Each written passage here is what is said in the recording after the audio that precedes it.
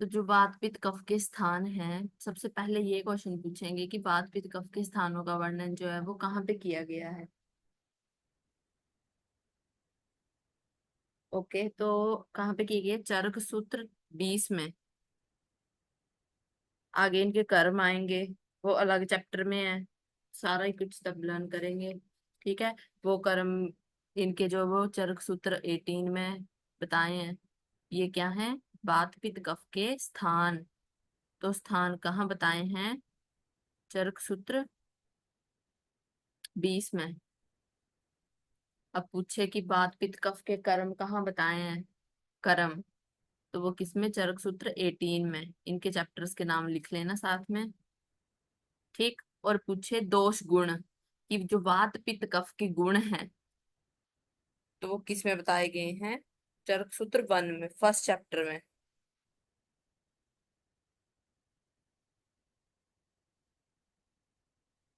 Okay. अब है दोष और उनके मुख्य स्थान। तो सबसे पहले तो मुख्य स्थान, इधर से क्वेश्चन बनेगा। ठीक है। वो बोलेंगे कि वात का आचार्य सुश्रुत जी ने मुख्य स्थान कौन सा बताया है? बात का चरक जी ने, बात का भागवत जी ने कौन सा स्थान बताया है? ऐसे क्वेश्चन आएगा। जैसे इस बार क्या क्वेश्चन आया था, ये इधर शिफ्ट हो गया है, इधर कर लेना इसको भी। काश्यप आर्यवी में क्वेश्चन आया था कि वात का स्थान अस्थि और मज्जा किसने बताया है? तो किसने? काश्यप ने। उधर ऑप्शन थे चरक, सुश्रुत, भागवत, काश्यप। मैं भी पहले कंफ्यूज हुई थी, मैंने लास्ट में किया था कि अस्थि मज्जा कहाँ से आ गया। अब मोनली हम पकवाश्य अमाश्य पढ़ते हैं, तो ध्यान देना इस पे कि जो है अस्थि और मज्जा, वात का स्थान काश्यप ने बोला है, इधर ही ऐड कर लेना। अब क्या है?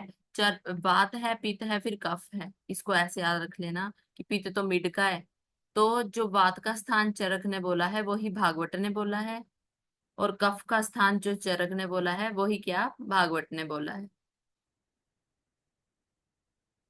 वात का स्थान चरक ने क्या बोला है? पकवाश्य। और भागवत का भी क्या है? पकवाधान, मतलब पकवाश्य ही। अब बचा सुश्रुत का। तो क्या है? सुश्रुत ने क्या किया? श्रेणी। सुश्रुत की क्या थी? एक श्रेणी थी, एक बाग था आमों का। तो क्या किया उन्होंने? श्रेणी में पके आम खाए। कोड लिखो सुश्रुत का। श्रेणी में पके आम खाए।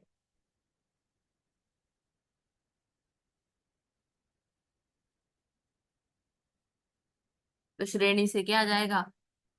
श्रोणी गुद संश्रय। सुश्रुत का कोड है ये। पके आम, पकवाश्य अमाश्य के मध्य। ध्यान रखना, पकवाश्य तो है पके से, पर पकवाश्य अमाश्य के मध्य। और पके आम खाए, से क्या आ जाएगा हमारा? अमाश्य।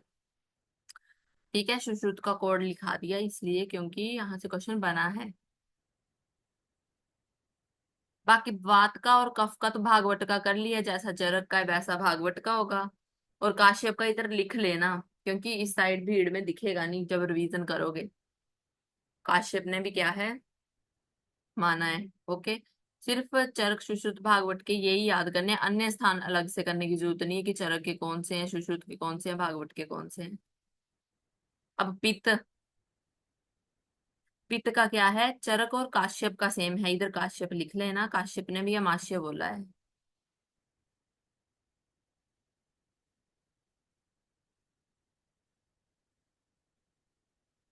ओके।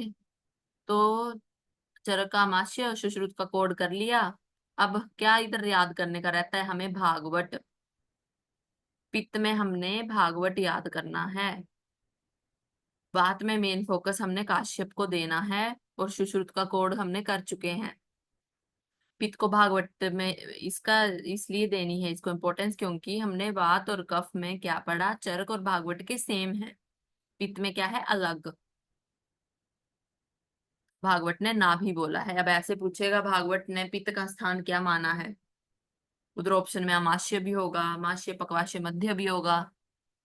नाभि भी होगा तो क्या होगा, नाभि। उसके बाद है कफ। अब चरक और भागवत का सेम। अब इधर लिखा है शुत्रामुरा। ये संस्कृत की वो श्लोक में ऐसा आता है, इसका मतलब भी क्या होता है, उरह प्रदेश, शुत्राम उरह, उर प्रदेश ही होता है। तो कफ तो उर प्रदेश ऊपर ऊपर होता है, तो उर प्रदेश हो जाएगा। तो वात में काश्यप पे फोकस देना है, पित्त में भागवत पे फोकस देना है, कफ में इस पे सुश्रुत पे, जो हमारा कोर्ट से हो जाएगा। ओके। और काश्यप का लिख लो, कफ का। काश्यप ने हृदय बोला है कि कफ का स्थान हृदय किसने बोला है, काश्यप ने। अब इस बार जैसे अ, वात का स्थान अस्थि मज्जा किसने बोला है, काश्यप ने। क्या पता कफ का पूछ ले, कफ का लिख लेना हृदय, काश्यप ने। ओके। उसके बाद अन्य स्थान है इसके, क्या, बस्ती पुरीश, कटी शक्ति, स्तोत्र, स्पर्शनेन्द्रिय, ये सारे ही मतलब ये पढ़ के ही पता चल जाएंगे, इसमें कुछ नहीं लर्न करना, जो बता दिया है उस पे फोकस करना। पित्त में जा है रुधिर, अमाशय। अब एक बार क्वेश्चन आया था, रस किसका स्थान है। मैंने भी इसका, मैंने तो मतलब टेस्ट सीरीज करते टाइम गलत लगाया था, वहीं पे आया था, मैंने कफ लगा दिया था। कफ में ला टपकती है तो उसका होता होगा, बट नो, रस इज द स्थान ऑफ पित्त। ठीक है, ध्यान देना इस पे। बाकी समझ में आ रहा है, रुधिर रक्त है, अमाशय पढ़ लिया हमने, हो गया। उसके बाद है कफ, उरह सिरो ग्रीवा पर्व अमाशय। अब ऐसे आएगा कि अमाशय स्थान किस किस का है, वात का, पित्त का, कफ का, कि वात पित्त दोनों का। या तो ऐसे आएगा वात पित्त का, पित्त कफ का, या वात कफ का। तो अमाशय स्थान जो है वो पित्त का भी है और कफ का भी है, इस पे ध्यान देना। ओके। तो क्या किया, अन्य स्थान में पित्त पे पढ़ा हमने मेनली क्या, रस। और कफ में क्या पढ़ा कि अमाशय और पित्त। अमाशय किस किस का है, कफ का भी है और पित्त का भी है। अब उसके बाद देखो इधर रस, तो रस भी किस किस का आ जाएगा, पित्त का भी और कफ का भी, दोनों ही चीजें। ओके। उसके बाद देखो अब आगे कर्म। तो सबसे पहला क्वेश्चन क्या बनेगा कि कर्मों का वर्णन कहाँ पे किया गया है।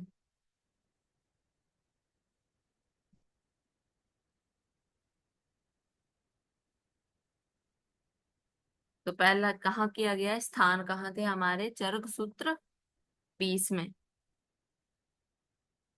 और कर्म कहाँ है, चरक सूत्र 18 में। ध्यान देना इस पे। अब ये श्लोक याद किए होंगे फर्स्ट ईयर में, नहीं किए होंगे तो कर लेना। श्लोक नहीं होगा तो हिंदी कर लेना, यहाँ से क्वेश्चन आएगा। अब उत्साह उच्छ्वास निश्वास, चेष्टा धातु गतिमताम समाह, समो मोक्षो गतिमताम वायु करम विकरम विकारजम। अब पूछेगा उत्साह किसका कर्म है, उच्छ्वास निश्वास किसका कर्म है, चेष्टा किसका कर्म है, पित्त। पित्त में क्या है, दर्शनम पक्ति ऊष्मा जो श्रुत तृष्णा द्रेह मार्दवम। अब जब हम टेस्ट सीरीज पे क्वेश्चन करते हैं उस टाइम मैंने भी एक गलत किया था, तो मैं बता दूं, उधर आया था मार्दव। ये पारिक में भी आया है क्वेश्चन, और मैंने वहां भी गलत किया था, मार्दव किसका कर्म है। तो मैं कफ लगा के आई थी, लगाया था वहां पे। फाइनल पेपर में नहीं गलत हुआ था, वहां पे गलत हुआ था, मार्दव। तो इस पे ध्यान देना, यहाँ पे क्वेश्चन बन चुका है। बाकी ये तो समझ में आता है, दर्शनम पक्ति ऊष्मा सारे पित्त पित्त के ही होंगे। तृष्णा भी क्यों लगेगी जब मुंह सूख जाएगा इतनी गर्मी की वजह से। अब है कफ। अब कफ क्या होता है, स्निग्ध, वो क्या है, बांधने का काम करता है हमारा। तो स्नेहो बंध स्निग्धत्वम च गौरवम वृषतावलम, क्षमा धृति लोभश्च। बाकी भूल भी जाओ, ये मत भूलना, क्षमा धृति लोभश्च। क्योंकि जब हम आगे पढ़ते हैं सार, जैसे सत्व सार, रस सार, मेद सार, मास सार, तो वहां पे ऐसा ऐसा ही जो है वो मास सार का भी लक्षण आता है। वहां पे क्या आता है, लिख लो साथ में, मास सार का अगर तो क्षमा धृति लोभश्च आए तो ये क्या है, कफ का कर्म। और क्षमा धृति आलोल्यम, क्षमा धृति आलोल्यम आए तो ये किसका है, हमारा मास सार का। क्षमा धृति आलोल्यम। ओके, तो इस पे ध्यान देना। और चरक सूत्र 18 में इनका वर्णन है।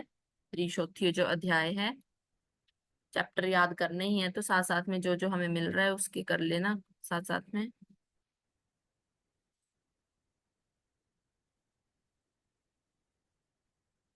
अब है हमारा वात के गुण। अब मैंने पहले ही कहा था कि किसी लेक्चर में कहा था कि भागवत के वात के गुण, पित्त के गुण, कफ के गुण लर्न कर लेना।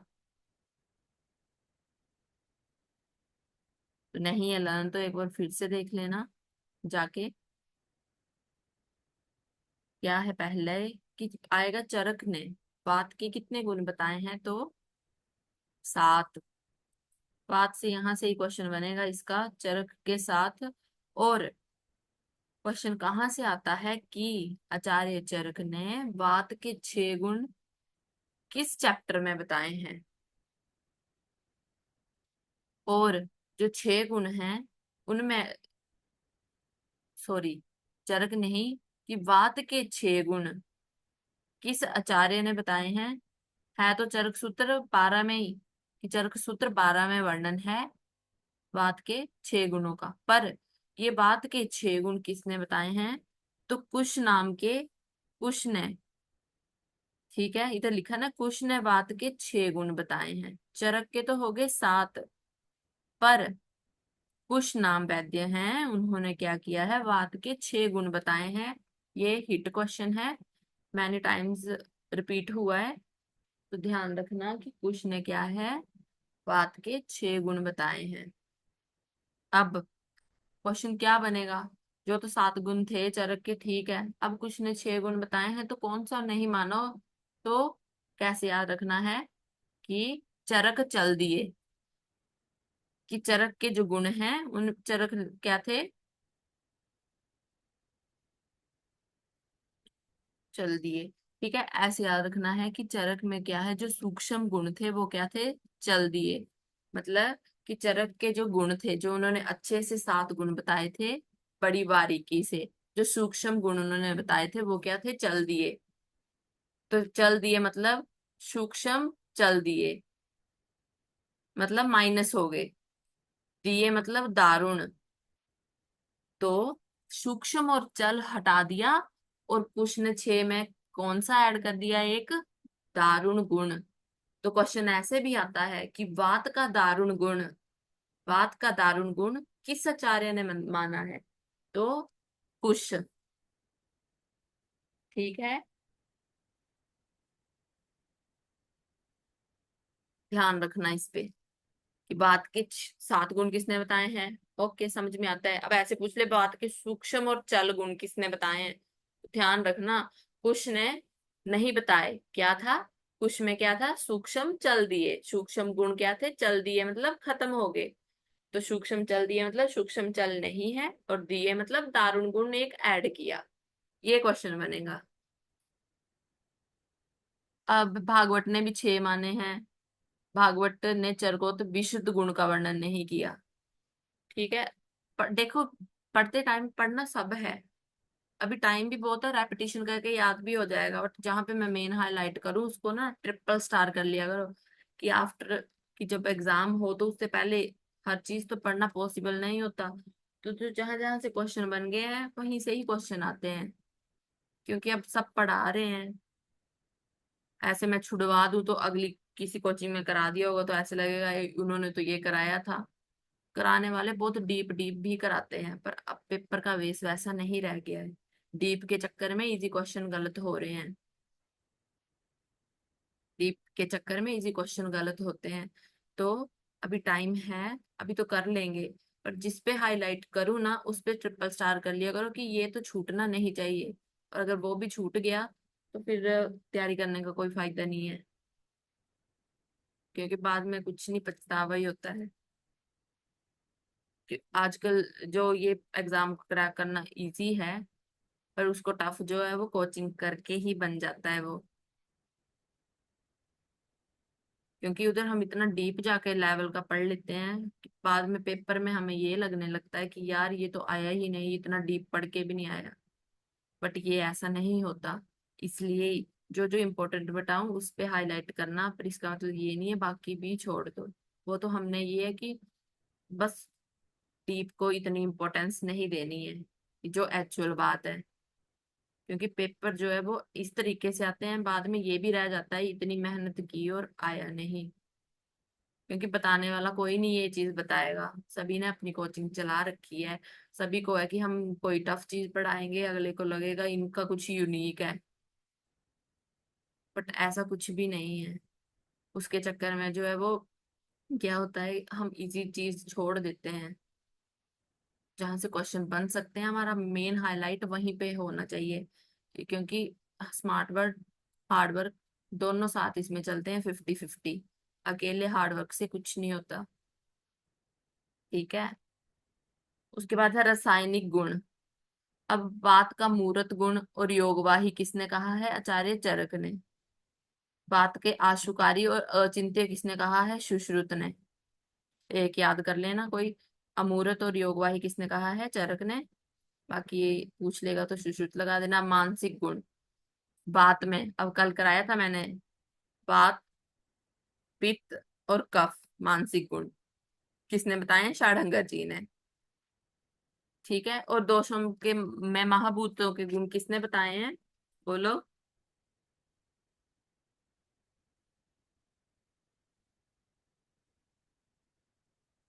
माइक ऑन करो।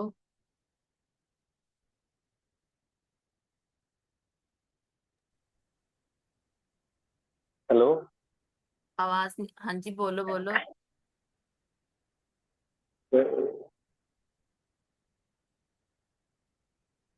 याद नहीं है। तो दोषों के किसने बताए थे? दोषों में महाभूत भागवत जी ने। ओके। देखो, क्रिया शरीर रचना शरीर जो है ना वो हमारा बेस बन जाता है। बेस इन द सेंस कि आगे भी हम कुछ करेंगे ना तो वो ये वाली चीजें आगे रिपीट होंगी। ये दोनों चीजें भी अच्छे से होगी, क्योंकि क्रिया शरीर से हमारी काय चिकित्सा वाला पाप पोषण कवर होता है। और सुश्रुत में हमारा सुश्रुत एनाटॉमी में पूरा सुश्रुत शरीर कवर हो जाता है। तो इन दो सब्जेक्ट को तो अच्छे से करना ही करना है। ठीक है। मानसिक गुण रजोगुण किसमें है? रजोगुण प्रधान किसने बोला है? षाढ़ंगर ने। क्या बता रही थी मैं? वात पित्त और कफ। रज, सत्व और तम। ठीक है। रस तुम पियो, कराया था ना। अब है वायु के पर्याय। तो नित्य, सर्वत्र से अम्भु, भगवान, दोषों के नेता, अब इस पे ये ध्यान देना, रोग समूह राट। रोग समूह राट आचार्य सुश्रुत ने वायु के लिए कहा है। ये क्वेश्चन हमें राज्य क्षमा और ज्वर से भी कंफ्यूज करता है जब हम क्वेश्चन करते हैं। क्योंकि हम ज्वर के लिए पढ़ते हैं रोगानीत राट, रोगानिक राट, रोग राट। तो रोग समूह राट जो है वो क्या है? सुश्रुत ने वायु के लिए कहा है। द्विगुणी त्रिज्यगामी अव्यक्ता शुकारी अचिंत्य। ठीक है। चरक ने मृत्यु नियंता। अब ये अव्यय, विभु, विश्वकर्मा, विश्व रूपा, भगवान। अब ध्यान रखना, चरक ने भगवान किसको कहा है? वायु को। और सुश्रुत ने किसको कहा है? अग्नि को। और काश्यप ने किसको कहा है? काश्यप का तो अन का है, भगवान कर लो। चरक ने किसको कहा है? वायु को भगवान कहा है। और सुश्रुत और रस प्रदीप, सुश्रुत और रस प्रदीप, इन्होंने भगवान किसको कहा है? अग्नि को। जो अंतर अग्नि होती है हमारी। सुश्रुत और रस प्रदीप।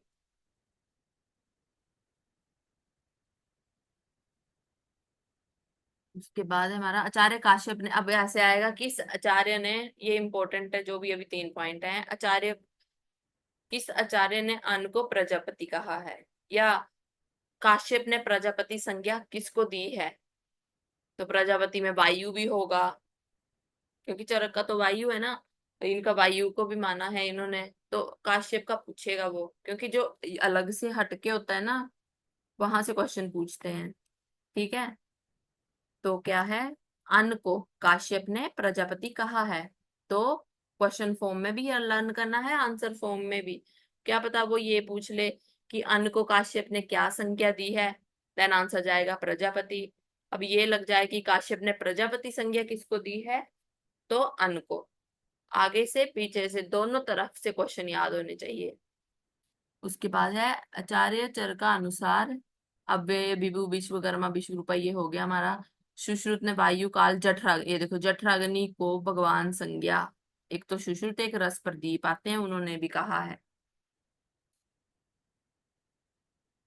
उसके बाद हमारे पित्त के गुण, तो इसमें कुछ खास नहीं है। अब पित्त के 7 गुण हैं, चरक ने बात के भी 7 ही बोले थे, कुश का मैंने बता दिया था 6 बोले हैं, भागवत के भी 7 हैं। ओके, भागवत के क्या है, कटु अमल नहीं माना, और इसकी जगह क्या मान लिया, लघु और विस्त्र।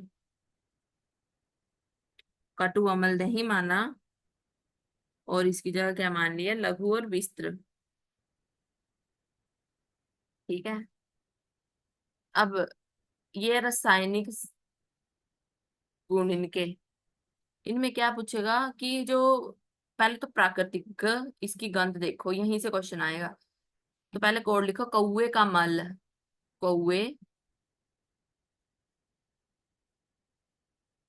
कौवा का मल, कौवा होता है ना, उसका मल, कौवे का मल, मल। तो अब पित्त के प्राकृतिक रस और कफ के, बात का कुछ नहीं है, पित्त का करना है। पित्त में कौवे का मल है, तो क से क्या आएगा, कटु, मतलब इसका प्राकृतिक रस कटु है। जब पित्त विदग्ध अवस्था में जाता है तो उसका रस क्या हो जाता है, अमल। वैसे ही कौवे का मल है ना, मल। अब कफ का प्राकृतिक रस, जो अपना रस है, वो मधुर है, और जब वो विदग्ध हो जाएगा, ठीक है, वैकृत हो जाएगा, दूषित हो जाएगा, तो उसका क्या आ जाएगा, लवण हो जाएगा, कौवे का मल।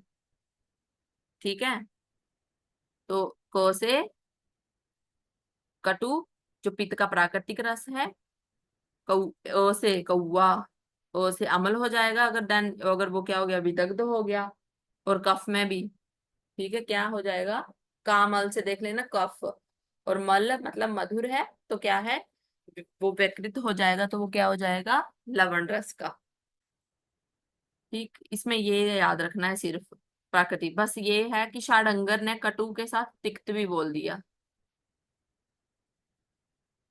ठीक है, इसमें सिर्फ यही याद रखना है, पित्त में इसका प्राकृतिक रस और गुण, जो मैंने भागवत के लर्न कर लेना एक श्लोक, बाकी नहीं कुछ याद रखना। अब मानसिक गुण पढ़ लिया हमने, क्या है इसमें। ठीक है, तो कुछ छूटा तो नहीं। अब कफ के गुण, तो इसके भी सेम 7 7 गुण माने हुए हैं। सिर्फ चरक के थे 6 गुण, जो दारुण गुण ऐड किया था, जो किसने माना था, कुशवैद ने। कुछ नहीं पता लगे तो रोक लेना और पूछ लेना। ठीक है, ये तो क्लास के बाद पूछ लेना। 7 7 गुण हो गए इसके, भागवत का एक श्लोक लर्न कर लेना। अब भागवत ने क्या है, मधुर और पिच्छल को हटा के मंद और मृष्टन रख लिया।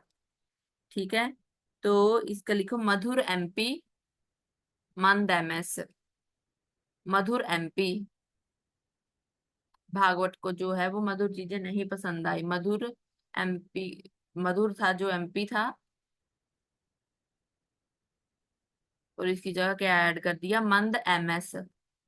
मधुर एमपी मतलब मधुर, मृदु और पिच्छिल नहीं माने, और मंद एमएस माना, मतलब मंद से मंद आ जाएगा। अब एम से ध्यान देना, मृतसन, इधर भी एम था एमपी में, इधर है मृदु। बस इस पे ध्यान दे देना कि मधुर एमपी नहीं माना, मंद एमएस माना है। मंद, मृत्सन और श्लक्षण, कोड याद रख लेना, बन जाएगा क्वेश्चन। बाकी रासायनिक संगठन में प्राकृतिक पढ़ा दिया। मल देखो मधुर है, और लो से क्या है, लवण, विदग्ध हो जाएगा तो। और मानसिक गुण हमने कर रखा है, क्या है, तमोगुण प्रधान। तुम रस तुम पियो, जो इसका कोड था। ओके। अब नेक्स्ट है, अब है तीष्टाचार्य के अनुसार दोषों के प्रकोप के कारण। तो इसमें ज्यादा कुछ नहीं करना। अब ये क्वेश्चन बना हुआ है जो कर्नाटक का पीएससी हुआ था, उसमें तीष्टाचार्य के किसके पुत्र थे? तो चंद्रट के पुत्र थे तीष्टाचार्य, चंद्रट।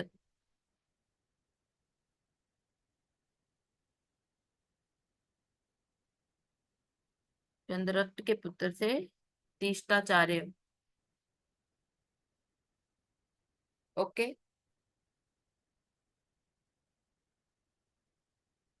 अब इधर क्या दे रखा है? वात, पित्त और कफ। मेन मेन बता दूं मैं, क्या याद रखेंगे इसमें? जैसे वात में अंग भंग बात का गुण है, जागरण। एक बार क्वेश्चन आया था एमडी 2022 में कि बात का जो जागरण है, बात में जो हम किस गुण के, बात के किस गुण के कारण जो जागरूकता है, जागरण, रात को नींद नहीं आना, किस गुण के कारण जो है वो जागरूकता आती है?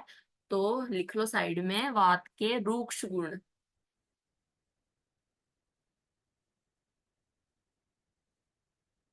ओके। वात के रूक्ष गुण की वजह से क्या है, जागरूकता आती है हमें। भय भी बात का है। तो अब इधर है, अब देखो, इधर लिखा है अपतर्पण, और पित्त में भी है। किसी और वर्ड से द्रव्यों का सेवन, आतप सेवन, उपवास, कांची, तीक्ष्ण क्रोध, उपवास। तो उपवास।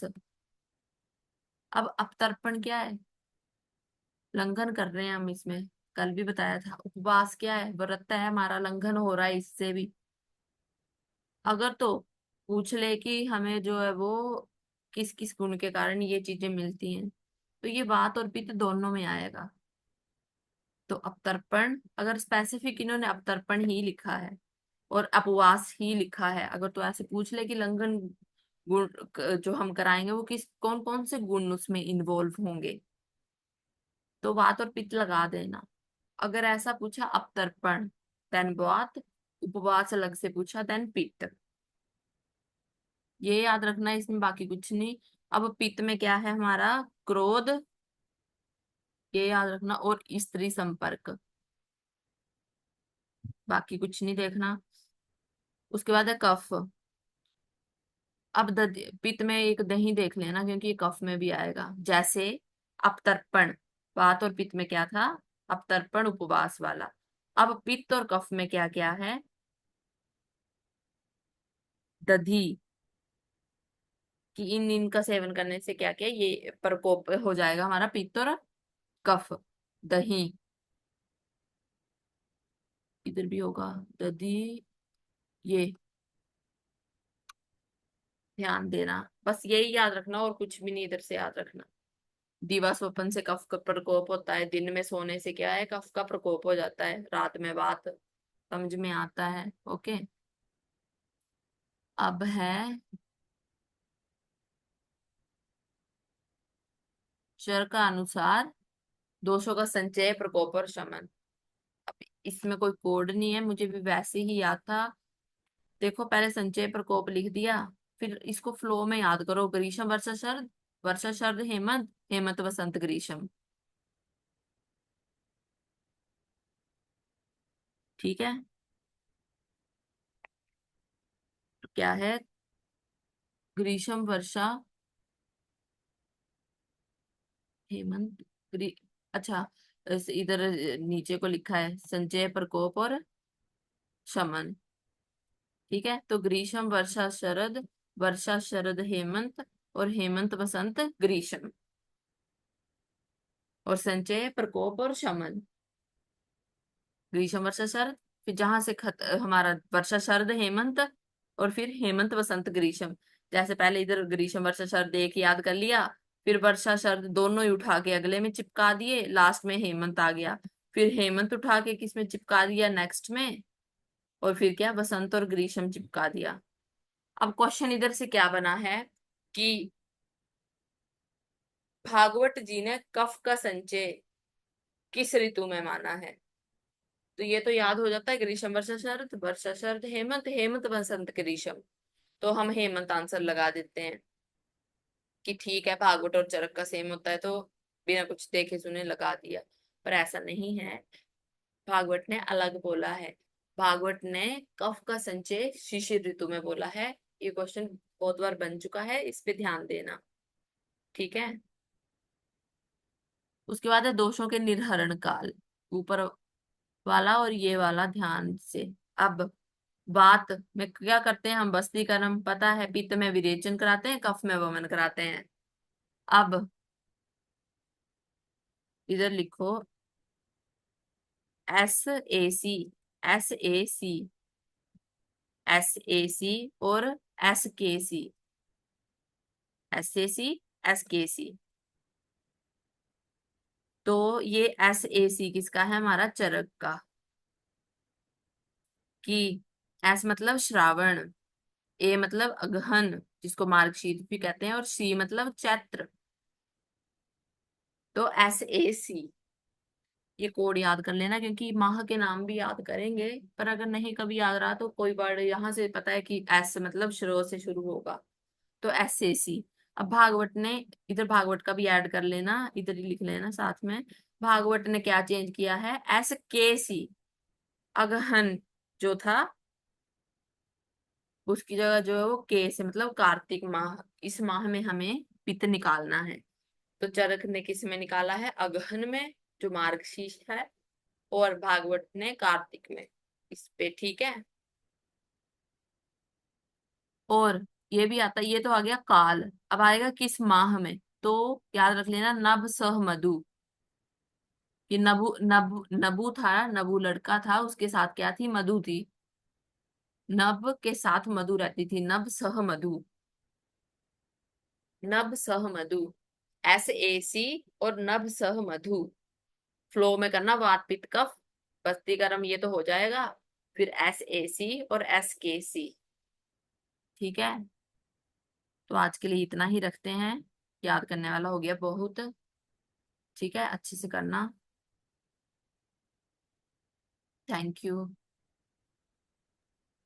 मैम ये नभस्य साहित्य माधव, ये माह के नाम है क्या, मंथ के ये नाम है? माह के नाम है ना, जैसे हम पढ़ेंगे माह के नाम की, हेमंत को क्या बोलते हैं, हेमंत, शिशिर, वसंत, ग्रीष्म, उनको क्या बोलते हैं।